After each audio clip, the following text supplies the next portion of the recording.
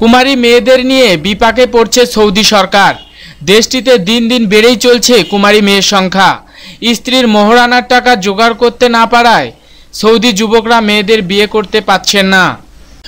বাধ্য হয়ে বিদেশি নাগরিককে বিয়ে করছে তারা। আর এদিকে কুমারী মেয়ের সংখ্যা দেশটিতে বেড়েই চলছে।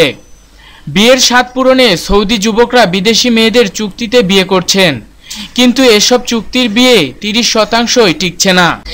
এতে দেশটিতে ক্রমাগত বাড়ছে একক নারীর সংখ্যা, যা নিয়ে রীতিমতো দুশ্চিন্তায় পড়ছে সৌদি সরকার। সম্প্রতি বিবাহ ও পরিবার কল্যাণ বিষয়ক একটি সংস্থা সৌদি আরবের বুরাইদাতে মহিলা ও পুরুষ হোস্টেলের মধ্যে একটি গবেষণা করে এই চাঞ্চল্যকর তথ্য প্রকাশ করেছে। সংস্থাটির এক কর্মকর্তা সংবাদ মাধ্যমকে জানায়, পরিকল্পনা মন্ত্রণালয়ে 2010 সালে তথ্য অনুযায়ী দেশে অবিবাহিত নারীর সংখ্যা 15,29,418 জনে পৌঁছেছে।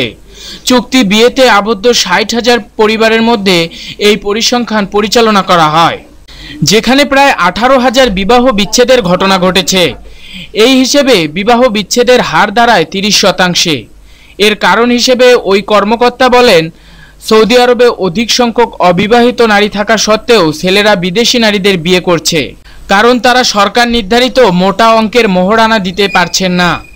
তিনি আরও জানান, সৌদি আরবে বর্তমানে কুমারী সমস্যা মারাত্মক আকার ধারণ করেছে। সৌদি শেখরা এ অবস্থা থেকে বেরিয়ে আসতে নানা চেষ্টা করছেন। উত্তরণে কেউ কেউ একাধিক নারীকে বিয়ে করার পরামর্শও দিচ্ছেন, আবার কেউ কেউ মোহরানার জন্য ঋণ ব্যবস্থা চালু করার পরামর্শ দিচ্ছেন।